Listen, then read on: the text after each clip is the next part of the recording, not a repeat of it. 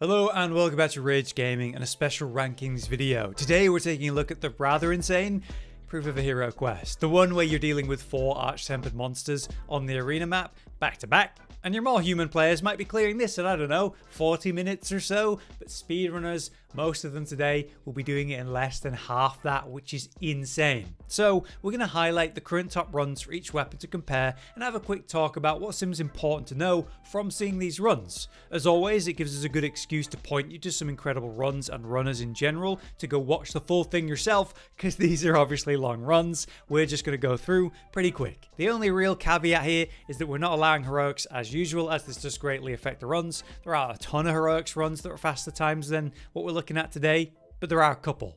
So with that said, let's get started. First up, we have Hammer, with the only run really that is pretty much entirely based on, well, there's just not a lot of runs out there right now, which is a real shame for Hammer because it's not in a bad state with all the updates and changes that it's had, but this is the top run that I can find at this time, which is 40 minutes on the dot. We're going to jump forward like 10 minutes, nearly 20 minutes in just a couple of runs from now, so I don't think this is a completely valid showing. Things obviously go wrong in this run. It's not the most efficient potential of the weapon. It's just for some reason the least popular speedrun uploaded weapon that exists out there at this time. So hopefully, even as I make this video, there'll be some fresh Hammer runs with more representative times of the weapon. Moving on to our next weapon, we have a similar issue to the last one in that there isn't a ton of runs out there right now, but it is a much better time for gunlance with a 26 minute and 37 second clear. This is pretty solid to say that it's sub 30 minutes and quite the jump here, and a good sort of starting point to go on from. Maybe part of it is just the longer animations, longer combos, bit awkward in these fights. Another than particularly loud for one of the strongest parts of the gunlance in the speedruns I've watched throughout the history of Wilds, which pretty much comes down to, is it a monster with awkward hit zones? If it is, the gunlance usually does better because of the shelling damage. You're able to kind of bypass that downside. But with these monsters, generally there's hit zones you want to be hitting. You want to be pumping dragon damage into the chain blades of Arkveld, that kind of thing. So it does at least make sense that gunlance is towards the lower end for this quest in particular. Going nicely forward to our next weapon then, we have heavy bowgun with a pretty strong opening here, setting up a pinfall trap, using flash pods to bring the monster straight out of the sky, doing some awesome cluster bomb style drops onto the monster, and then positioning carefully to bait into the trap. It's a really strong opening, and there's a lot going on here in regards to setups for each monster and all that. Ultimately, it results in a 23 minute and 50 second clear using spread ammo early, as you can see, outside of those cluster shots. It's very measured, clever, tactical stuff, which is what I love to see with something like heavy bowgun that should be making use of a ton of different weapons and playstyles, positions and tactics. That's what the weapon is in my head anyway. So it's nice to finally see that represented somewhat in any run in Wilds. Next up then, I am thrilled to say we have Lance with a 21 minute and 42 second clear. I think this is absolutely fantastic for the weapon, which has had such serious output problems throughout the history of Wilds, and with title update 4, we've seen the Lance no longer basically be 14th or 13th every time. It's getting towards the middle of the pack pretty consistently, so I'm thrilled for it. Genuinely so happy for Lance players because they've been suffering for a lot of Wilds just in terms of raw output. The weapon has seen so many changes throughout the history of the game so far, and hopefully it sees even more in the expansion. Next up then, we have Sword and Shield with a very respectable 19 minutes and 17 second clear. This is where things are going to get a lot tighter, as the jump forwards and time generally is going to be a lot smaller now. I mean, you're getting into the 18-minute marks now. This is pretty insane for this quest. Anyway, it's another one that makes sense to do well here, with your ability to pull out those perfect guards whenever you need to, the ability to put out good element damage, focus on the weakness, just swapping the gear throughout the run effectively, the simple flowing nature of the weapon, being able to stick to a weak zone, weak part wherever possible. But yeah, a 19 minute and 17 second clear is nothing to snuff at. This is insane. Next up, we have Hunting Horn, to my surprise. 19 minutes and 8 seconds, so a little bit faster. Where I see the weapon at its highest generally is a target that can be bonked in the head to build up the KO damage easily as part of like a max DPS.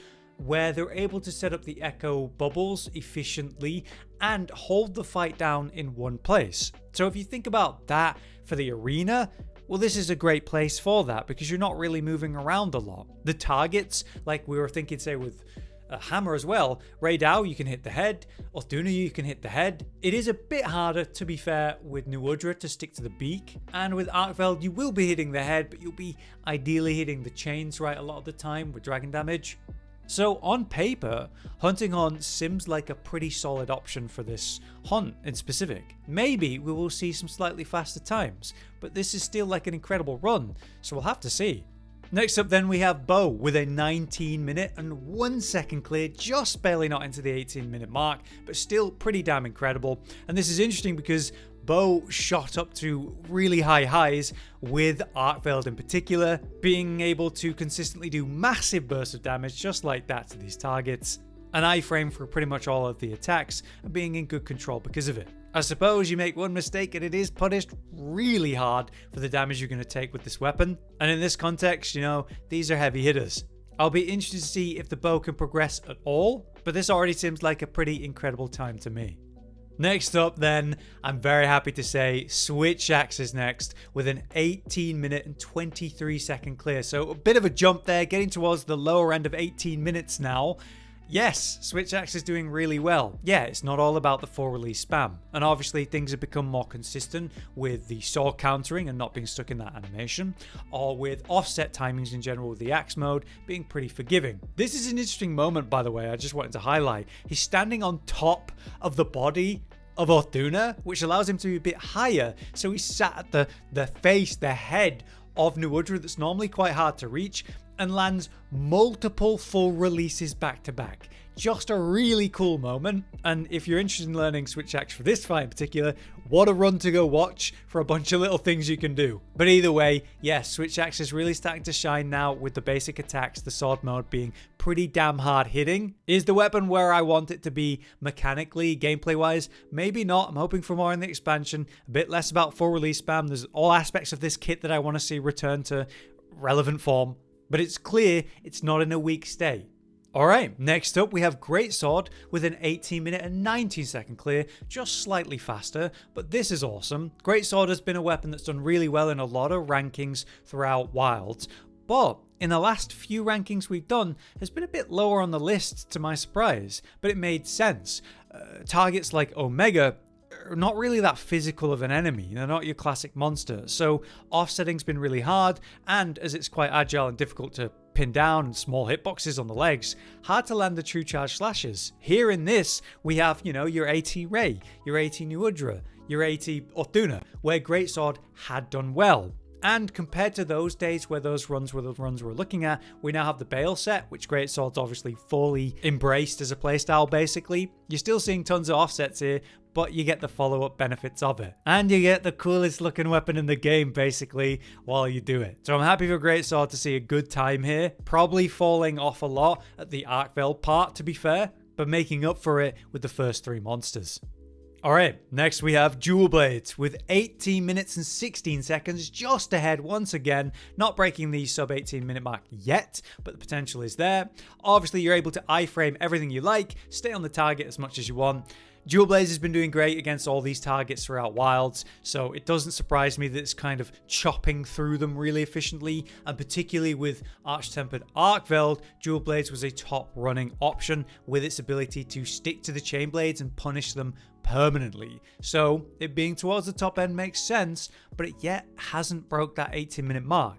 I think the potential is there though, as we're going to see with these next runs, it's clearly possible for some weapons. So moving forward then with Insect Glaive, we have a 17-minute and 35-second clear. So we're sub 18 now for the first time. Insect Glaive has done it. Another weapon that's had insane showings throughout Wilds' history, especially with these arch-tempered monsters, where just like that, you dump the essence, you get the attack, you go up through the hitbox, and you get many instances of great damage. As long as the target has a good weak point that you're able to move up and into, Insect Glaive is always going to be happy. But just to highlight it, it is interesting and cool to see that runners are taking time to sort of replenish their stock, rebuff up, prep for the fight when the next monster comes in. Little tip for you there is that that when another monster comes in, letting them fight and using that time to sort of sort yourself out is clearly a good thing to do, even in some of the fastest runs. Even faster than that then, we have longsword with a 16 minute and 57 second clear time.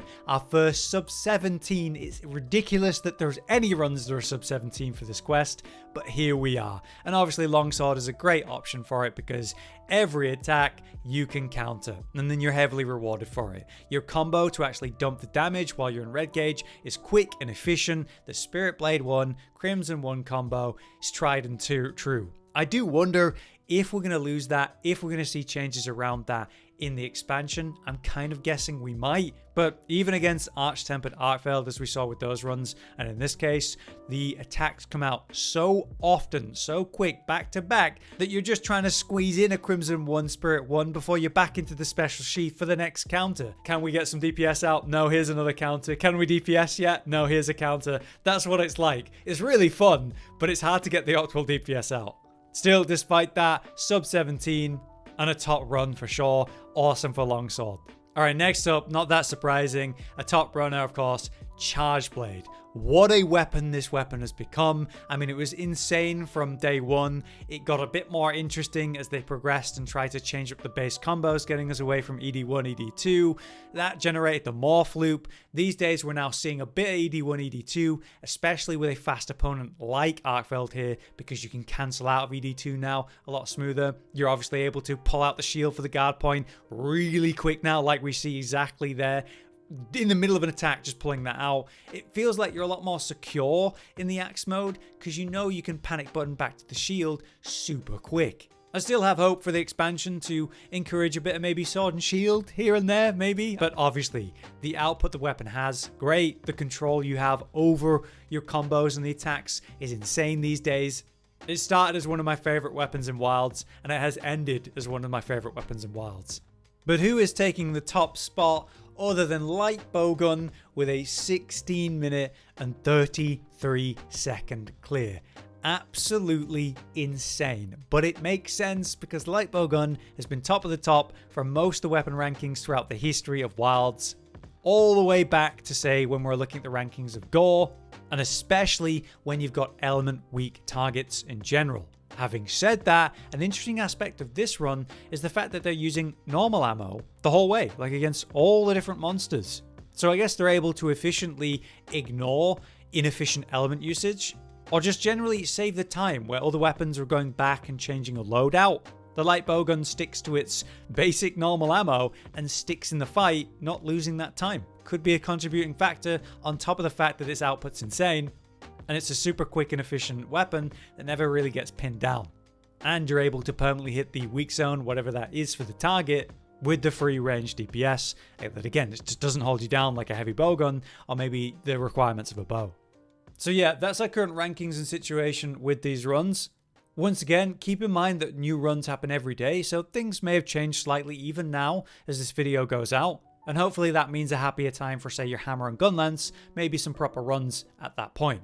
Still, it's awesome to see it so tight at the top. Lastly, as I mentioned, here's a quick couple topics I want to highlight from watching all of that. Firstly, the loadouts, specifically the element setups. With 4 targets, each with different weaknesses, you can't make the most out of an easy element match for the whole run. You have to be a bit clever about it. So I saw a lot of runners running one weapon loadout with whatever element they're using, and then swap to a different element as the fight progressed, so even going back and swapping at the 3rd fight or the 4th with Arkveld for dragons specifically. Now, since the fight takes place in a tight location where you can easily step away and restock and change loadout, there isn't a huge time loss by doing that, and obviously it's worth it for most of the runners aside of, say, light bowgun. What was the hardest section generally, would I say? Well, most players seem to take the longest during Arkveld. Even in the fastest runs, this was the case. You're seeing super fast clears of Ray, or Duna, and even new Udra, but then say half of the run on average would all go to Arkveld. So it just shows you how much of a beast this is, just in terms of raw health. But that doesn't rule out the other monsters as a challenge. Interestingly, I saw a lot of players take new Udra particularly serious, like some of them were complaining about things going wrong the most in that section. I noticed with some top runs how, say, when new udra would come out, that would be the time that they'd mount up, replenish themselves, go change the loadout, or even just set up a bunch of traps and buff up to really hone down on that monster specifically. Not to mention the need for adaptability for the arch-tempered like drain it has on your health pool. But yeah, I'm going to leave it at that. I want to encourage you guys to go check out these runs, especially with the weapons you main. If you are struggling with this hun, maybe you could learn a thing or two by watching their choices, timings, setups, and so on. As usual, I want to encourage you to check out these runners in general. This is our last major update for the base game, so it's been really cool to see so many runners come back and push their runs for this. With all of that said, thank you very much for watching. I've been Hollow, you've been you. I'll see you next time. Josh, Cotton, and Hollow with the videos, dropping the humor like a hammer on your tippy toes, bringing entertainment on a daily arrangement to take our insanity and turn it into entertainment. Yes, I said entertainment twice, to reiterate that it is nice to look into your faces on a mostly daily basis when you let us in your homes to make the whole world a stage. Goodbye.